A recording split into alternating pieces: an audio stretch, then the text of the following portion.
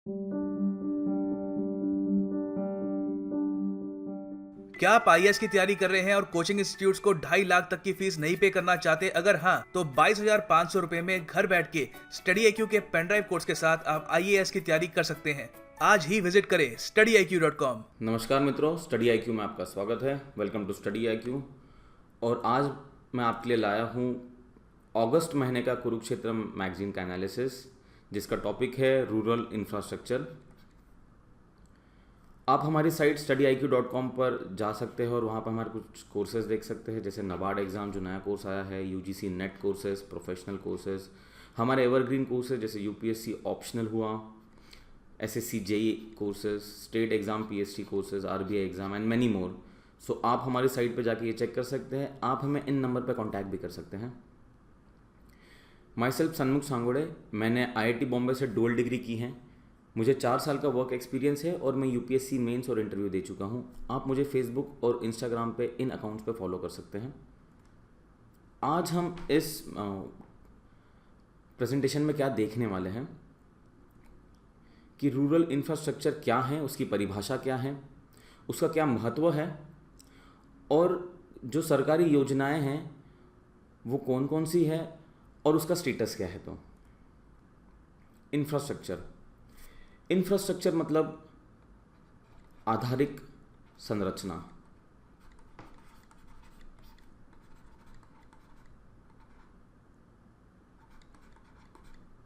या आप इसे आधारभूत संरचना भी कह सकते हैं।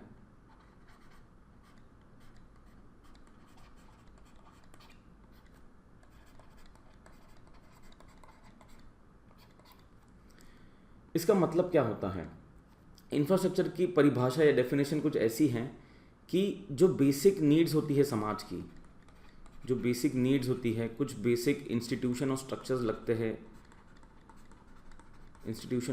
लगते हैं समाज के लिए, फॉर सोसाइटी, ताकि वो ठीक से फंक्शन कर सके, उनकी फंक्शनिंग ठीक से हो।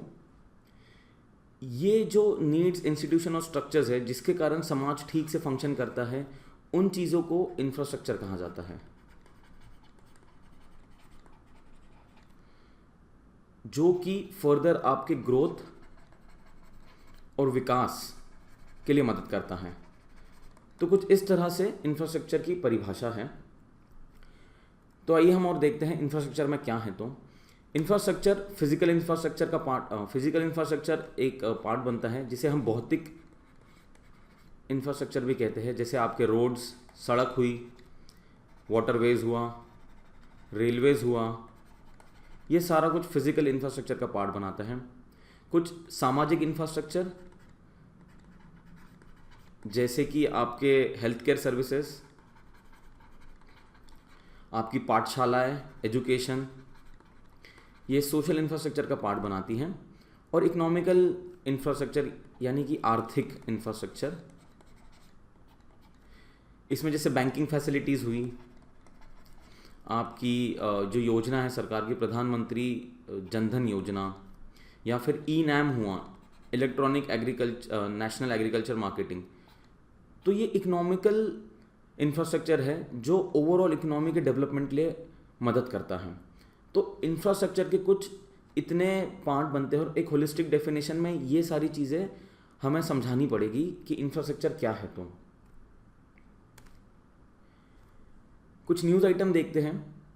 दशरथ मांझी, इन पे एक मूवी भी आई थी। उन्हें माउंटेन मैन कहा जाता है क्योंकि इन्होंने पत्थर का पहाड़ तोड़ के रास्ता बनाया था, क्योंकि स्वास्थ्य केंद्र तक जाने के लिए सड़क नहीं थी। ये एक आईएएस ऑफिसर है, मिस्टर आर्मस्ट्रॉन्ग। ये हाल ही न्यूज़ में थे क्योंकि इन्होंने 100 किलोमीटर की रोड बनाई थी क्राउड फंडिंग करके, जन सहयोग करके इन्होंने 100 किलोमीटर रोड बनाई थी और ये काफ़ी न्यूज़ में थे हाल ही में। तो आप समझ सकते हैं कि सड़क कितनी महत्वपूर्ण चीज़ है किसी भी ग्रामीण क्षेत्र के विकास के लिए। और इसी कारणवश यहाँ पे 2 टॉपिक आए हैं। एक तो माननीय मंत्री नितिन गडकरी जी ने लिखा है, इंफ्रास्ट्रक्चर फॉर इंक्लूसिव ग्रोथ, और connecting the unconnected, this is on प्रधानमंत्री ग्राम सड़क योजना। तो हम यातायात देखते हैं, ट्रांसपोर्ट। तो ट्रांसपोर्ट करता क्या है? पहले तो चीज़ ट्रांसपोर्ट में है क्या? सड़कें, राज्य मार्ग, आपके बंदरगाह और जल मार्ग, ये सारा कुछ यातायात का पार्ट बनता है। ये वृद्धि में मदद करता है और आखिर ये विकास में मदद करता है। विकास मतलब आपका सामाजिक आर्थिक विकास होना चाहिए। तो स्टेप बाय स्टेप ये प्रोसेस होती है। ये संतुलित क्षेत्रीय विकास को मदद करता है। ये मांग और मार्केट, जो जहाँ रिसोर्सेस है, जहाँ संसाधन है, संसाधन और बाजार यानी मार्केट, उसे जोड़ता है। ये प्रदूषण कम करने में मदद करता है, ये समय कम करने में मदद करता है, आने जाने का समय, और ये दुर्घटनाओं को भी घटाता है। तो अगर आपको अच्छी सड़क या रोड मिले तो ये सारी चीज़ें ठीक होगी। ये ministry of road transport and highway में आता है और माननीय मंत्री श्री नितिन गडकरी इसके मंत्री हैं। तो ये कुछ सरकारी स्कीम देखते हैं, हम इसको फिल्मों के द्वारा समझेंगे। एक हाईवे मूवी आई थी आलिया भट्ट की, एक संजय दत्त की पुरानी पिक्चर है सड़क के नाम पर। चाइना में एक पोर्ट है शंघाई नाम का, तो याद रखिए शंघाई नाम का चीन में एक पोर्ट है, बंदरगाह है। और हमारा बनारस जो है वो नदी के किनारे है, गंगा नदी के तट पर। तो इसी के ऊपर सरकार ने कुछ स्कीमें बनाई हैं। स्कीम जो हाईवे के ऊपर है, जैसे भारतमाला, सड़क के ऊपर जैसे रोड्स की स्कीम है प्रधानमंत्री ग्राम सड़क योजना, पोर्ट्स के ऊपर जो स्कीम है सागरमाला, और आपकी जो वाटरवेज पे स्कीम है वो है नेशनल वाटरवेज,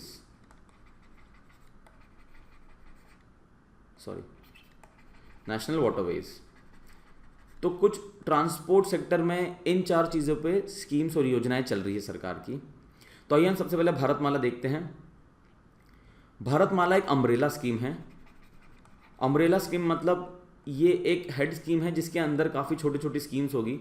तो मुख्य तौर पे ये हाईवे से रिलेटेड है। जितने भी हाईवे से रिलेटेड स्कीम होगी वो भारतमाला के अंदर आएगी, इसलिए उसे अम्ब्रेला स्कीम कहा गया है। ये क्रिटिकल इंफ्रास्ट्रक्चर की जो गैप है उसे कम करता है। क्रिटिकल इंफ्रास्ट्रक्चर की जो गैप है,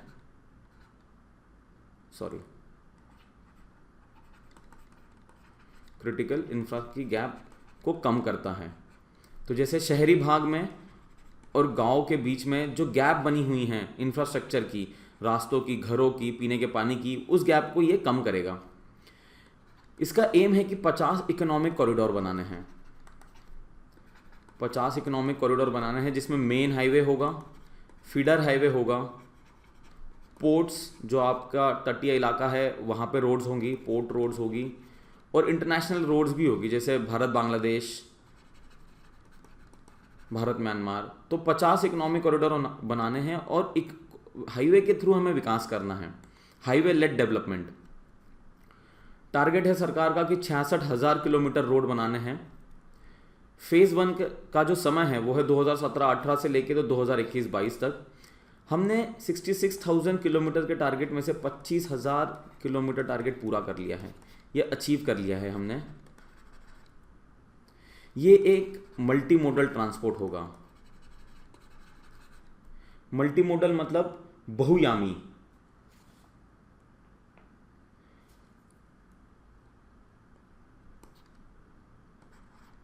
बहुयामी ट्रांसपोर्ट होगा। बहुयामी ट्रांसपोर्ट में आपकी बोट्स और शिप्स भी आएगी, आपकी ट्रेन्स आएगी, आपके बसेस और ट्रक्स आएंगे, और हवाई यात्रा भी आएगी। तो इसलिए इसे मल्टी मोडल ट्रांसपोर्ट कहा गया है। और इसका एम यह है कि एक मल्टी मोडल सिर्फ रास्तों को कनेक्ट ना करे, बट रास्तों के साथ इन सारी चीज़ों को भी कनेक्ट करें। जो फ्राइट लोड है, फ्राइट लोड मतलब जो हमारी कमर्शियल एक्टिविटी होती है, जो कमर्शियल लोड ट्रांसपोर्ट होता है, वो अभी हाईवे पे सिर्फ 40% होता है। भारतमाला स्कीम का एम यह है कि वो उसको चेंज करके 75% करे, 75% करे। ये फ्राइट लोड का इनका एम है। और इनका एम और एक है कि टाइम रिडक्शन जो है वो 25% होना चाहिए यातायात में। इसलिए भारत सरकार ने भारत परियोजना में काफ़ी ज़्यादा पैसे लगाए हैं। भारत माला के साथ और एक स्कीम है सरकार की, सेतु भारतम। सेतु भारतम क्या करती हैं, आपके जो रेलवे ट्रैक्स है, रेलवे ट्रैक्स के ऊपर से ओवर ब्रिज या नीचे से अंडर ब्रिज बनाती हैं। ये सेतु भारतम का मुख्य एम है और इसके लिए सरकार ने 20,800 करोड़ रुपए लगाए हैं। Next slide. और क्या अन्य फीचर्स है इसके? भारतमाला स्कीम में ग्रीन फ्यूल यूज किया जाएगा। ग्रीन फ्यूल मतलब जैविक ईंधन। तो ये एक और चीज़ है जो इस स्कीम में यूज हो रही है। आइए एक प्रश्न देखते हैं कि which city is running buses on 100% bio ethanol and bio CNG. मैं आपको बता दूं ये एक पायलट प्रोजेक्ट है। ज़रा सोचिए कौन सी सिटी है जो रन कर रही है, आपने न्यूज़ में समाचार में पढ़ा होगा। ऑप्शन देख लेते हैं, मुंबई, नागपुर, अहमदाबाद और विशाखापट्टनम। ज़रा सोचिए कौन सी हो सकती है। तो इसका उत्तर है बी या 2 नागपुर। नागपुर पायलट प्रोजेक्ट चला रहा है जो 100% बायो इथेनॉल और बायो सीएनजी पे बसेस चला रहा है अभी। अगली जो चीज़ है जो भारतमाला देखेगी वो है सुरक्षा, यानी कि सेफ्टी। हम क्यों सेफ्टी की तरफ ध्यान दे रहे हैं? क्योंकि विश्व में सबसे ज़्यादा मौतें रोड एक्सीडेंट के कारण भारत में होती है। कुछ अनुमान ऐसा है कि 4.5 लाख से 5 लाख दुर्घटनाएं भारत में होती हैं रोड पे, और इसमें से कुछ करीबन 1.5 लाख लोग मारे जाते हैं दुर्घटनाओं में। इसलिए हमें ये कम करना है दुर्घटनाएं। उसी के लिए सरकार ने मोटर व्हीकल अमेंडमेंट बिल लाया है जो राज्यसभा में पेंडिंग है, लोकसभा ने पास कर दिया है। इसका उद्देश्य क्या है कि सुरक्षा बढ़ाई जाए, जो आपके व्हीकल्स है, जो गाड़ियां हैं, उसकी सुरक्षा और उसका स्टैंडर्ड बढ़ाया जाए,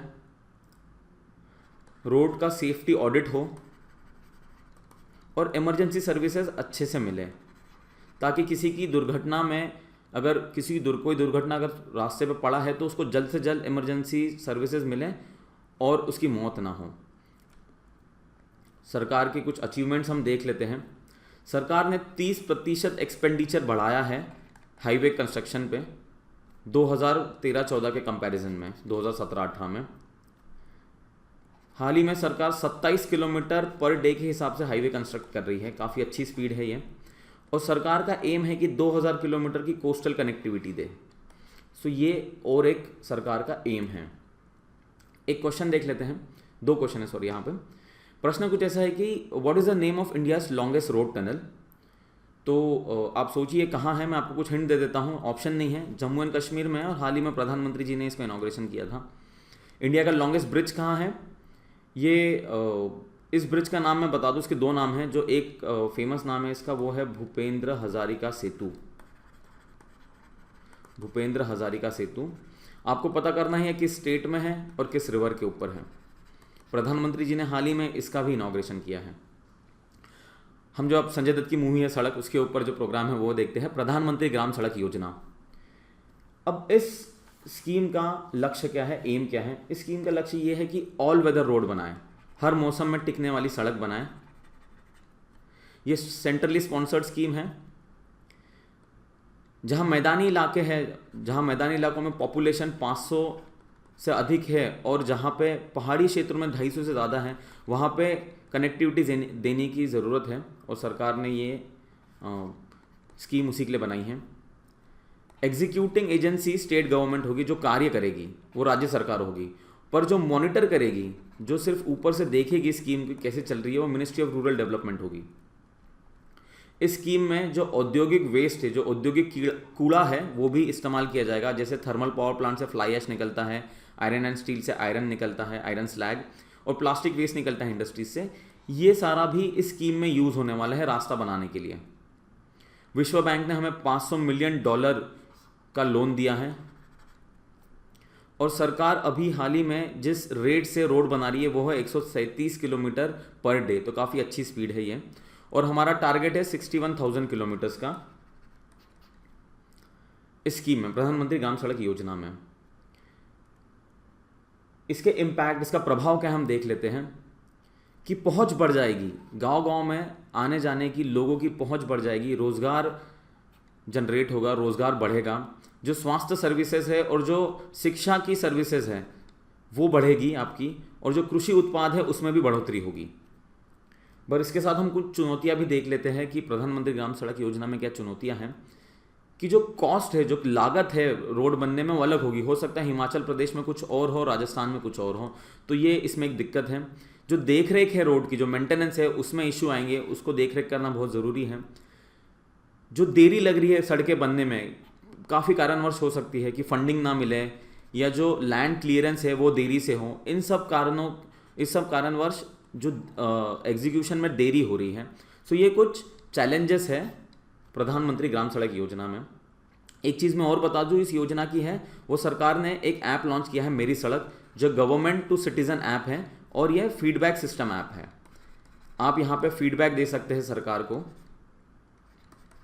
कि आपकी सड़क ठीक नहीं है, खड्डा हो गया है, या अच्छी नहीं है या अच्छी है, जिस तरह का भी फीडबैक हो आप दे सकते हैं।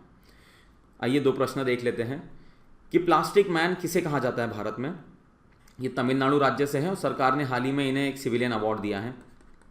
तो आप चेक करिए इंटरनेट पे कि ये कौन है, तो काफ़ी फेमस है, आपको इनका नाम पता होना चाहिए। और किस राज्य ने सबसे पहले fly ash utilization policy apply की है, आपको इस राज्य का नाम बताना है। ये इंडस्ट्रियली डेवलप्ड स्टेट है, इंडस्ट्रियल डेवलप राज्य है, औद्योगिक क्षेत्र में काफ़ी बढ़ोतरी है इस राज्य को, और इनके पास काफ़ी थर्मल पावर प्लांट्स हैं, तभी फ्लाई ऐश ज़्यादा निकल रहा है। तो आप चेक करिए कि ये कौन सा राज्य है और आंसर ढूंढिए। उत्तर प्रेजेंटेशन के आखिर में है। हम अगली स्कीम देखते हैं, सागरमाला। ये कुछ भारत के 13 महत्वपूर्ण पोर्ट्स है, 13 महत्वपूर्ण बंदरगाह हैं जो आपको याद होने चाहिए। कांडला पोरबंदर, मुंबई, JNPT, ये दोनों साथ में हैं, पर 2 अलग अलग पोर्ट है, मार्मागोवा, मैंगलोर, कोच्चि, टुटिकोरिन, चेन्नई, एन्नौर, ये दोनों साथ में है, विशाखापट्टनम, पारादीप और हल्दिया। ये 13 मेजर पोर्ट है, ये आपको याद होने चाहिए किसी भी हालत में। और इन्हीं पोर्ट्स को देखते हुए सरकार ने पोर्ट लेड डेवलपमेंट की बात की है सागरमाला प्रोजेक्ट में, पोर्ट लेड डेवलपमेंट, कि हम बंदरगाह के थ्रू, बंदरगाह की वजह से हम विकास करेंगे। कि कैसे, कि एक बार मुंबई पोर्ट या जवाहरलाल नेहरू पोर्ट, जो JNPT पोर्ट है, वो डेवलप हो, उसके साथ साथ उसके आजू बाजू का क्षेत्र है वो भी डेवलप होगा, विशाखापट्टनम के साथ का क्षेत्र डेवलप होगा। यहाँ पे इंडस्ट्रीज आएगी, यहाँ पे रोड्स बनेंगे, यहाँ पे एम्प्लॉयमेंट जनरेट होगा, तो इसके कारण ये आजू बाजू का क्षेत्र भी डेवलप होगा। सरकार का यही एम है। तो हमने जैसे जो मूवी का पोस्टर देखा था शांघाई, वो भी एक पोर्ट लेड डेवलपमेंट ही हुआ है। सागरमाला में एम है कि 12 कोस्टल इकोनॉमिक जोन बनाया जाए, 12 कोस्टल इकोनॉमिक जोन, जिसे CEZ कहा है। हमने बांग्लादेश के साथ MOU साइन किया है। ये MOU किस लिए है? ये MOU इसलिए है कि हम लोग बांग्लादेश के पोर्ट पे अपना सामान पहुंचाएंगे पानी के रास्ते से, और वहाँ से फिर सड़क के थ्रू ये नॉर्थ ईस्ट इंडिया में जाएगा। हमारी कनेक्टिविटी नॉर्थ ईस्ट इंडिया की कम है, इसलिए हमने ये MOU साइन किया है बांग्लादेश के साथ। और सरकार का एक अनुमान है कि जब सागरमाला पूर्ण तरह डेवलप हो जाएगा तो हमारा जो निर्यात है, जो एक्सपोर्ट है, वो बढ़ जाएगा, और वो भी करीबन $100 बिलियन के करीब पहुंच जाएगा। सो ये कुछ एम है सागरमाला प्रोजेक्ट के। इसके बाद हम देखते हैं जल मार्ग नेशनल वाटरवेज। पहले ये 5 थे, फिर 6 हुए, अब सरकार ने 111 का प्लान बनाया है इनलैंड वाटरवेज का। जो जलमार्ग है ये मुख्यतः ये नदियों पे होते हैं। वर्ल्ड बैंक ग्रुप ने हमें एड दिया है जल विकास मार्ग जो प्रोजेक्ट है, जो गंगा पे चल रहा है उसके ऊपर, और हमने इसी के लिए नेशनल वाटरवेज एक्ट पास किया है 2016 में। ये डायग्राम या मैप है नेशनल वाटरवेज का, आप देख लीजिए इंटरनेट पे अगर यहाँ पे क्लियर नहीं दिख रहा हो तो। कुछ और प्रश्न देख लेते हैं कि पहला मेगा कोस्टल इकोनॉमिक जोन कहाँ आ रहा है। ये इंडस्ट्रियल डेवलप स्टेट है, ये इंपॉर्टेंट पोर्ट है इंडिया का, काफ़ी महत्वपूर्ण पोर्ट है, काफ़ी हाई ट्रैफिक होता है यहाँ पे। सो गेस कीजिए आप क्या हो सकता है। ये ध्यान रखना मैंने जोन कहाँ है, कॉरिडोर नहीं। और नेशनल वाटरवेज 1 किस नदी पे है, ये आपको सोचना है, आपके नोट्स में होगा या आपने कभी समाचार में देखा होगा। तो हमारा जो पहला चैप्टर था यातायात, ट्रांसपोर्ट, वो ख़त्म होता है और हम अगले चैप्टर पे जाते हैं। सो आप जो ये रफ्तार देख रहे हैं मदर इंडिया की, जो पोस्टर जिस रफ्तार से आ रहा है, उसी रफ्तार से हमारी एग्रीकल्चर ग्रो कर रही है, हमारा कृषि प्रधान उसी रफ्तार से ग्रो कर रहा है, मतलब काफ़ी धीमी गति से। तो मदर इंडिया जो मूवी है काफ़ी फेमस है, आपने देखी होगी। ये कुछ 30-40 साल पहले आई थी और उन्होंने कृषि के ऊपर बात की थी कि कितनी समस्याएं हैं कृषि क्षेत्र में भारत में।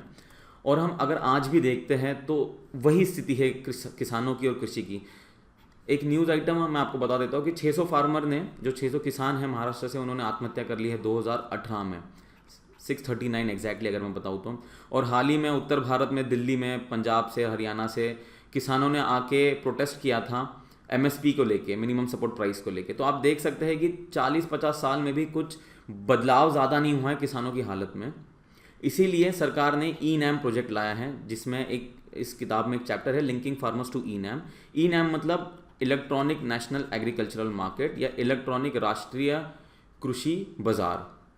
सो आइए हम ई नैम के बारे में देखते हैं। इस चैप्टर में हम क्या देखने वाले हैं कि एपीएमसी एग्रीकल्चर प्रोड्यूस मार्केटिंग में क्या दिक्कतें हैं, जो न्यू मॉडल एक्ट है जो केंद्र सरकार ने लाया है उसकी कुछ बातें, ई नैम के ऊपर कुछ बातें, और ई नैम जो नया आया है उसमें क्या चैलेंजेस हैं, ये हमें देखना है, क्या चुनौतियां हैं ई नैम में। तो आइए देखते हैं हम दिक्कतें क्या हैं एपीएमसी में, एग्रीकल्चर प्रोड्यूस मार्केटिंग में। सो एपीएमसी के साथ कुछ कुछ समस्याएं हैं। क्या समस्या है कि पहली चीज़ ये है कि ये अनफेयर डील करवाता है। अनफेयर डील हो जाती है। अनफेयर डील मतलब अनुचित सौदा हो जाता है फार्मर के लिए, किसान के लिए। उसके बाद जो है कि माल प्रैक्टिसेस होती हैं यहाँ पे, मतलब भ्रष्टाचार की काफ़ी ज़्यादा कंप्लेंट्स आई हैं एपीएमसी में। तो होता क्या है, ये आपका किसान होता है, ये जाता है इंटरमीडिएटरी के पास। इंटरमीडिएटरी मतलब कोई मध्यस्थ आदमी जो एपीएमसी में होता है या एपीएमसी कमेटी में होता है। एपीएमसी से सामान अगर दे दिया जाए तो वो गोडाउन्स में जाता है और उसके बाद इंटरमीडिएटरी है या एपीएमसी उसको कस्टमर को बेच देती है। तो ये जो इंटरमीडिएटरी है और एपीएमसी की जो कमेटी है जो खुद सामान स्टोर करती है, वो काफ़ी सस्ते में किसानों से सामान लेती है और महंगे में कस्टमर को बेचती है। तो इसलिए अनफेयर डील हो जाती है। ये लोग काफ़ी ज़्यादा भ्रष्टाचार भी करते हैं, तो माल प्रैक्टिसेस हो जाती है वहाँ पे। ये जैसे मदर इंडिया पिक्चर में ये लाला थे जो जिन्होंने सुनील दत्त को से अनफेयर डील की थी और भ्रष्टाचार करके पैसे खा जाते थे। तो इंटरमीडिएटरी जो मध्यस्थ आदमी हैं उसके कारण भी दिक्कत आ जाती है। तो ये करंट एपीएमसी में ये प्रॉब्लम है। मोनोपोली हो जाती है, मतलब एकाधिकार हो जाता है कि इनके हिसाब से चीज़ें चलेगी। जो इंटरमीडिएटरी है, एपीएमसी कमेटी के लोग हैं, उनके हिसाब से चीज़ें चलती है, किसानों के हिसाब से नहीं चलती। कार्टेलाइजेशन हो जाता है। कार्टेलाइजेशन मतलब आपने सुना ही होगा, हाल ही में जैसे दाल के रेट बढ़ गए थे, जो हमारी दाल है काफ़ी महंगी हो गई थी, उन्होंने कार्टेलाइज कर दिया था। मतलब कि किसानों से खरीद तो लिया है बट गोडाउन में स्टोर करके रख लिया है उसे, और जब भाव बढ़े तब कस्टमर को बेचा गया, तो उसको कार्टेलाइजेशन कहते हैं। तो एपीएमसी ये भी करती है। और छोटे किसान जो है उनको एंट्री बैरियर है, वो एपीएमसी की कमेटी में जा नहीं सकते हैं, अलग अलग लाइसेंस लेना पड़ता है, तो उनके लिए काफ़ी एंट्री बैरियर है। तो हाल ही के एपीएमसी में ये सारी समस्याएं और दिक्कतें हैं, इसलिए मॉडल एपीएमसी एक्ट आया था। मॉडल एपीएमसी एक्ट क्या कहता है, ये यूनियन गवर्नमेंट ने लाया है स्टेट गवर्नमेंट के लिए, राज्य सरकारों के लिए, क्योंकि जो आपका एग्रीकल्चर है वो स्टेट लिस्ट में आता है। ये पॉलिटी का पार्ट है, आपको पता ही होगा। तो इसलिए मॉडल एक्ट आया है, यूनियन केंद्र सरकार कहती है राज्य सरकार को कि आप ऐसा लागू करिए। तो पहली चीज़ तो जी थी वो डायरेक्ट फार्मिंग थी। तो जैसे कि हमने पिछली स्लाइड में देखा कि किसान होता है, इंटरमीडिएटरी होता है, एपीएमसी है, और उसके बाद कस्टमर के पास सामान जाता है गोडाउन्स के थ्रू। तो अगर फार्मर डायरेक्टली सीधा कस्टमर को बेच दे, तो डायरेक्ट फार्मिंग कर ले अगर वो, तो ये किया जा सकता है। और मॉडल एपीएमसी एक्ट इसी की बात करता है। तो जैसे महाराष्ट्र सरकार ने कुछ 115 के करीब डायरेक्ट फार्मिंग के लाइसेंस दिए हैं एपीएमसी में कि किसान डायरेक्टली फार्मिंग कर सकते हैं। एक और एग्जाम्पल है उझावार संघईगल, तमिलनाडु में, आप ये पढ़ सकते हैं ऑनलाइन। ये डायरेक्ट फार्मिंग का काफ़ी अच्छी केस स्टडी है। अगली चीज़ है कॉन्ट्रैक्ट फार्मिंग। कॉन्ट्रैक्ट फार्मिंग मतलब कोई निजी कंपनी, कोई प्राइवेट फर्म किसानों को डायरेक्टली कुछ उगाने के लिए बोल दे, कुछ क्रॉप ग्रो करने के लिए बोल दे। जैसे पेप्सिको ने पंजाब में आलू और टमाटर उगाने के लिए कहा था, और ये इस आलू से चिप्स बनाते हैं, पोटैटो से केचप बनाते हैं। अपाचे कॉटन कंपनी है तमिलनाडु में, वो कॉटन प्रोक्योर करती है किसानों से और डायरेक्टली अपनी कंपनी में यूज़ करती है। तो डायरेक्ट कॉन्ट्रैक्ट फार्मिंग से किसानों की इनकम बढ़ जाती है, इसलिए डायरेक्ट फार्मिंग पे हमें ध्यान देना चाहिए, कॉन्ट्रैक्ट फार्मिंग पे, सॉरी। तीसरी जो चीज़ है वो है प्राइवेट कोऑपरेटिव्स, कि हमें जो अपनी एपीएमसीज हैं उसको ज़्यादा प्राइवेटाइज करने की ज़रूरत है और कोऑपरेटिव लाने की ज़रूरत है उसमें। इसी का एक मैं एग्जांपल उदाहरण दूँ तो महा फार्मर प्रोड्यूसर्स कंपनी लिमिटेड, महा एफपीसी, ये सरकार ने, महाराष्ट्र सरकार ने लाई है कुछ साल पहले, और इनकी वजह से काफ़ी अच्छा इनकम मिला है किसानों को, और जो उनका प्रोक्योरमेंट हुआ है वो काफ़ी ठीक हुआ है, क्योंकि एपीएमसी में कोऑपरेटिव बेसिस पे काम चल रहा है। तो कोऑपरेटिव बेसिस या प्राइवेट बेसिस होना चाहिए, तो इनकम बढ़ने के चांस ज़्यादा हो जाता है किसानों का। और जो आखिरी चीज़ है वो है सिंगल लाइसेंसिंग। सिंगल लाइसेंसिंग मतलब जैसे गोडाउन के लिए एक लाइसेंस लग रहा है, एपीएमसी के लिए एक लाइसेंस लग रहा है, वेयर हाउस के लिए एक लाइसेंस लग रहा है, अलग अलग चीज़ों के लिए अलग अलग लाइसेंस लगते हैं। तो सिंगल लाइसेंसिंग होनी चाहिए किसानों के पास, ताकि उनको ईज हो काम करने की। अब हम देखते हैं ई नैम स्कीम में क्या क्या चीज़ें हैं। तो पहली चीज़ तो ये सेंट्रली सेक्टर स्कीम है, ध्यान रखना सेक्टर है, स्पॉन्सर्ड नहीं है, सेंट्रली सेक्टर स्कीम है। पैन इंडिया ई मार्केट करेगा, पूर्ण इंडिया में, पूर्ण भारत में एक इलेक्ट्रॉनिक मार्केट ले आएगा, एक यूनिफाइड मार्केट होगी, सिंगल मार्केट होगी, सारे एपीएमसी को कनेक्ट करेगा। आपके जैसे 500,000 एपीएमसी है ना इंडिया में, तो इन सबको कनेक्ट करवाना है। तो इलेक्ट्रॉनिकली ये कनेक्ट हो जाएगी एक दूसरे से, क्योंकि ई नैम स्कीम उसी के लिए लाई गई है। और जो दूसरा एम है वो है वन नेशन और वन एग्रीकल्चरल मार्केट। एक कृषि मार्केट होना चाहिए, एक कृषि बाजार होना चाहिए भारत में, ये इसका मुख्य एम है। इसका इम्पैक्ट क्या होगा, इसका प्रभाव क्या होगा? यूनिफॉर्मिटी आएगी, समानता आएगी एग्रीकल्चरल मार्केट में, रियल टाइम प्राइसेस मिलेगी। आज की डेट में जो प्राइसेस चल रही है, कार्टेलाइजेशन कम हो जाएगा, आपका ट्रांसपेरेंसी बढ़ जाएगी, क्योंकि इलेक्ट्रॉनिक काम चल रहा है। फार्मर और कंज्यूमर में काफ़ी अच्छी लिंक बैठेगी, जिसके कारण फार्मर की इनकम बढ़ जाएगी और कंज्यूमर को प्रोडक्ट सस्ता मिलेगा, और मार्केट इंटीग्रेशन होगा, सारा मार्केट एक साथ जुड़ जाएगा इलेक्ट्रॉनिकली, तो मार्केट इंटीग्रेशन हो जाएगा। ये एक तस्वीर है जो कुरुक्षेत्र मैगजीन से ही ली गई है। 585 रेगुलेटेड मार्केट जोड़ दिए गए हैं, 87.5 लाख फार्मर और सेलर जुड़ गए हैं ई नैम से, और कुछ इतने का बिजनेस ट्रांजैक्शन हो चुका है ई नैम के थ्रू। तो आप देख सकते हैं काफ़ी अच्छी चीज़ है। आपके लिए एक सेल्फ स्टडी वर्क है, प्रधानमंत्री कृषि किसान संपदा योजना PMKSY, इसके बारे में भी एक छोटी सी फोटो आई है कुरुक्षेत्र में, आप ये देखिए, इस स्कीम के बारे में पढ़िए क्या है। तो चैलेंजेस देख लेते हैं ई नैम में क्या है। पहली तो चीज़ कि wider chain development. Wider chain development मतलब क्या, कि जैसे कि आपका एपीएमसी है, एपीएमसी में बैक एंड जो है वो है फार्मर, किसान, और जो फ्रंट एंड है वो है कस्टमर।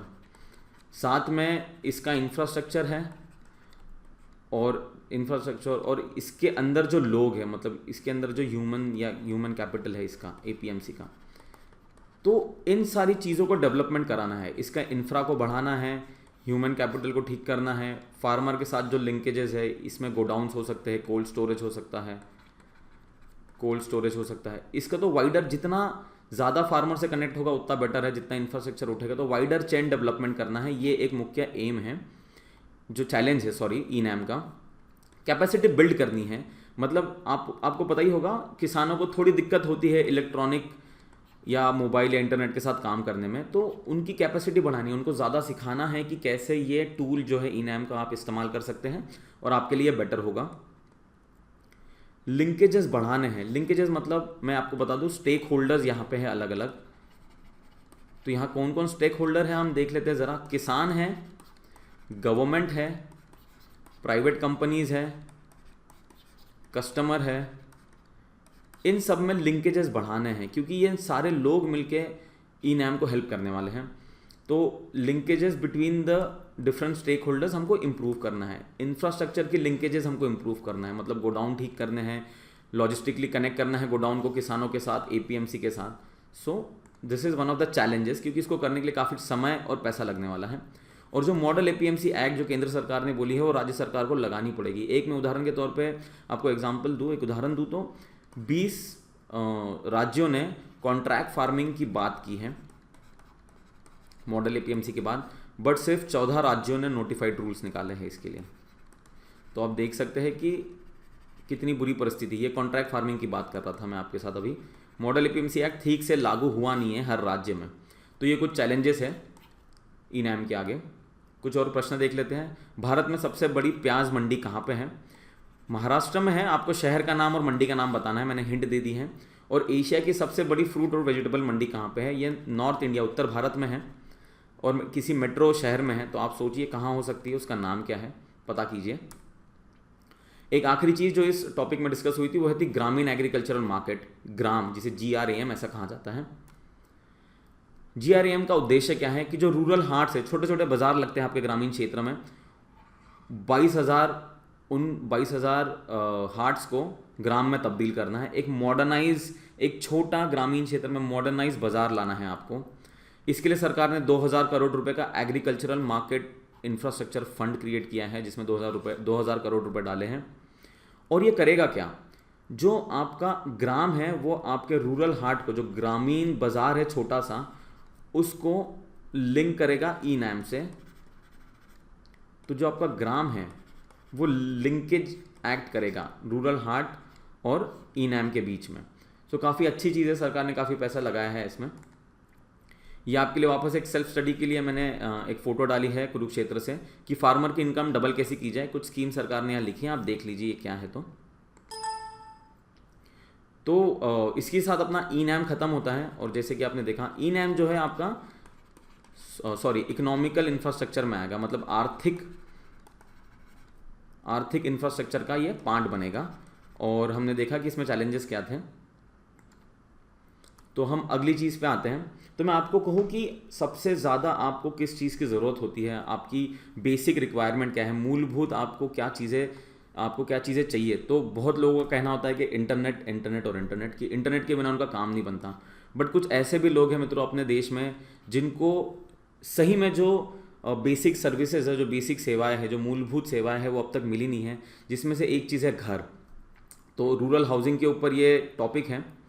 और ये कुछ दिनों पहले न्यूज़ में था कि एक IAS officer rural housing development corporation के थे, उन्हें भ्रष्टाचार के केस में पकड़ा गया है। तो हाउसिंग के ऊपर हम बात करते हैं। ये एक व्यक्ति हैं, ये फॉरेन ओरिजिन के हैं और इन्हें गांधी ऑफ आर्किटेक्चर कहा जाता है। इन्होंने भारत में काफ़ी काम किया है। ये जो स्ट्रक्चर दिख रहा है काफ़ी फेमस है, केरला राज्य में है। तो आप इनके बारे में पढ़िए, आप सर्च कीजिए, गांधी ऑफ आर्किटेक्चर किन्हें कहा जाता है। इनका दूसरा नाम भी है पुअर मैन्स आर्किटेक्ट। तो रूरल हाउसिंग के ऊपर उन्होंने काफ़ी काम किया है। तो यही चैप्टर है इसके ऊपर, प्रधानमंत्री आवास योजना ग्रामीण हाउसिंग, PM आवास योजना ग्रामीण। तो अभी हाल ही, मतलब आज की स्टेटस देखे देश का, तो डेफिसिट है, कमी है घरों की। ग्रामीण क्षेत्र में 43 मिलियन घरों की कमी है और शहरी भागों में 19 मिलियन घरों की कमी है। एक प्रश्न देख लेते हैं, which city has the largest slum, या बिगेस्ट स्लम भी आप कह लीजिए। सबसे बड़ी झोपड़पट्टी इंडिया में किस शहर में है? आपके ऑप्शन है कोलकाता, धनबाद, हैदराबाद या मुंबई। ज़रा सोचिए, इस पर काफ़ी मूवीज़ आई है, काफ़ी फिल्म्स बनी है इसके ऊपर। स्लम डॉग मिलियनियर करके भी एक मूवी आई थी, उसमें भी थोड़ा बहुत इस स्लम के बारे में दिखाया गया था, किस शहर के ऊपर बेस्ड थी। उस स्लम का नाम क्या था? शहर आप गैस कर लोगे, नाम भी आपको गैस करना है। उत्तर है इसका मुंबई और स्लम का नाम है धारावी। धारावी की एक बात बता दूं, यहाँ पे काफ़ी ज़्यादा रिसाइकलिंग इंडस्ट्रीज डेवलप हुई है। तो ये काफ़ी अच्छी केस स्टडी है, आप पढ़िए इस केस स्टडी के बारे में कि रिसाइकलिंग इंडस्ट्रीज धारावी में कैसे डेवलप हुई है। तो देखते हैं प्रधानमंत्री आवास योजना ग्रामीण। इसको पहले IAY है, इंदिरा आवास योजना ऐसा कहा जाता था। ये हमारे पिछले प्रधानमंत्री माननीय श्री इंदिरा गांधी जी इनके नाम के ऊपर था। इसको थोड़ा रिस्ट्रक्चर करके सरकार ने प्रधानमंत्री आवास योजना ग्रामीण बनाई है। इस स्कीम का उद्देश्य क्या है? हाउसिंग फॉर ऑल, सबके लिए घर बनाया जाए 2022 तक। कच्चा घर से पक्का घर बनाया जाए। टारगेट ये है कि 2019 तक 1 करोड़ घर बनाने हैं, 2022 तक 2.95 करोड़ घर बनाने हैं। हाल ही में 31 मार्च तक 2018 में 51 लाख घर बन चुके हैं, तो काफ़ी अच्छा नंबर है ये एक सोशल वेलफेयर स्कीम है, समाज कल्याण स्कीम है। ये सोशल वेलफेयर स्कीम कहा जाता है, समाज कल्याण फ्लैगशिप स्कीम है, काफ़ी महत्वपूर्ण स्कीम है सरकार की। तो ये 2 शब्द आप याद रखिए, फ्लैगशिप और सोशल वेलफेयर। इसमें फाइनेंशियल असिस्टेंस दिया जाएगा आपको, फाइनेंशियल असिस्टेंस दिया जाएगा जो अगर आप मैदानी इलाकों में रहते हैं तो 1,20,000 और पहाड़ी इलाकों में रहते हैं तो 1,30,000 आपको मिलेगा। इस बजट में 21,000 करोड़ इशू किए गए हैं इस स्कीम के ऊपर। यहाँ पे कुछ फैसिलिटीज़ दी जाएगी आपको, सिर्फ घर बना के नहीं दे रहे हम यहाँ पे सरकार, बट सरकार घर के साथ टॉयलेट की सुविधा, water connection, LPG connection, electric connection, ये सारा दे रहे हैं। तो आप देख सकते हैं एक होलिस्टिक डेवलपमेंट, एक होलिस्टिक होम देने की तैयारी है सरकार की। जो ओनरशिप है घर की, जो जिसके नाम पे घर होने वाला है, वो एक तो महिलाओं के नाम पे होगा सिर्फ, या जॉइंट अकाउंट होगा। सिर्फ पुरुषों के नाम पे नहीं बनने वाला, एक तो महिलाएं होगी या फिर जॉइंट अकाउंट होगा। इससे एम्पावरमेंट बढ़ेगा, महिलाओं का एम्पावर किया जा रहा है, उन्हें सशक्तिकरण उनका बढ़ाया जा रहा है। और कुछ और पॉइंट जैसे डायरेक्ट बेनिफिट ट्रांसफर है, मेसन ट्रेनिंग दी जाएगी, परफॉर्मेंस इंडेक्स है इस स्कीम को परफॉर्मेंस मेजर करने के लिए। यूनाइटेड नेशन डेवलपमेंट प्रोग्राम और IITD ने इस घर को डिज़ाइन किया है और सोशो इकोनॉमिक कास्ट सेंसस के हिसाब से बेनिफिशियरी सिलेक्ट की जाएगी। यहाँ पे इस स्कीम में एक सॉफ्टवेयर भी यूज़ हो रहा है, उसका नाम है आवास सॉफ्टवेयर। तो किसी ने आपको प्रश्न कर लिया कि आवास सॉफ्टवेयर कहाँ यूज़ होता है, तो PM आवास योजना याद रखिए। कुछ प्रश्न देख लेते हैं। जूनियर हेरिटेज मिस्ट्री स्कीम किस स्टेट ने लागू की है, किस स्टेट ने लाई है? एग्जाम्पल मैं आपको हिंट दूँ तो इस स्टेट में काफ़ी फोर्ट्स और पैलेसेस हैं, काफ़ी गढ़ है और महल है इस स्टेट में। सोचिए कौन सा हो सकता है। और CBRI central building research institute कहाँ पे है, किस स्टेट में है और किस सिटी में है, आप ज़रा पता कीजिए। CBRI ने आवास योजना में भी योगदान दिया है। उसके बाद हम बात करते हैं, जैसे हमें पता है रोटी कपड़ा और मकान तो बहुत हमारी महत्वपूर्ण ज़रूरतें हैं, बट रोटी के पहले पानी भी काफ़ी ज़्यादा महत्वपूर्ण हमारी ज़रूरत बन जाती है। हम पानी के बिना 2-3 दिन से ज़्यादा, 1 दिन से ज़्यादा नहीं रह सकते। तो ये टॉपिक पानी के ऊपर है। कुछ न्यूज़ देख लेते हैं। राजेंद्र सिंह जी हैं राजस्थान से, उन्हें वाटरमैन ऑफ इंडिया कहा जाता है, इन्हें स्टॉकहोम वाटर प्राइज़ मिला है, तो आप इनके बारे में पढ़िए ज़रा। और जो सुलभ इंटरनेशनल है, जो सुलभ शौचालय चलाते हैं भारत भर में, उन्होंने बिहार में 50 पैसे में 1 लीटर पानी कन्वर्ट किया है, मतलब गंदा पानी कंटामिनेटेड वाटर को पोर्टेबल वाटर बनाया है। तो आप देख सकते हैं ड्रिंकिंग वाटर जो पीने का पानी है काफ़ी मूलभूत ज़रूरत है इंसान की। इसी के लिए इसमें एक चैप्टर है ड्रिंकिंग वाटर इंफ्रास्ट्रक्चर। ये सोशल इंफ्रास्ट्रक्चर का पार्ट बनता है, सामाजिक इंफ्रास्ट्रक्चर का पार्ट बनता है, जो कि पाइपलाइन आपकी फिजिकल इंफ्रास्ट्रक्चर है, पर जो सर्विस देनी है वो सामाजिक इंफ्रास्ट्रक्चर का पार्ट बनता है। तो हमारी स्कीम का नाम है जो सरकार ने लागू की है स्वजल योजना। तो हम देखते हैं क्वालिटी और क्वांटिटी के बारे में स्वजल योजना की।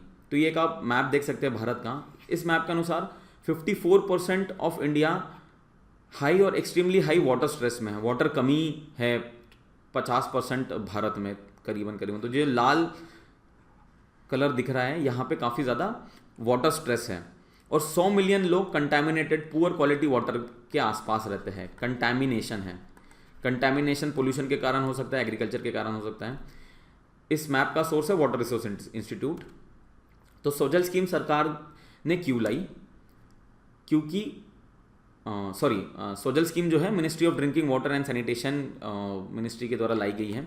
क्यों लाई गई ये स्कीम? ताकि पाइप वाटर जो है गांव में पाइप वाटर मिले, पावर्ड बाय सोलार। सोलार क्या करेगा? सोलार मोटर के लिए यूज़ होगा और फिल्टर के लिए यूज़ होगा। तो कहीं पे अगर मोटर बिजली नहीं है और मोटर की रिक्वायरमेंट है या फिर फिल्टर की रिक्वायरमेंट है पानी साफ़ करने के लिए, तो पाइप वाटर को सोलार के थ्रू, सोलार एनर्जी के थ्रू साफ़ किया जाएगा।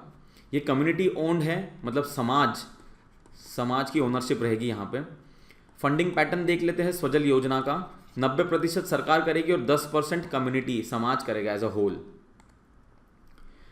सरकार की एक स्कीम चालू है national rural drinking water project.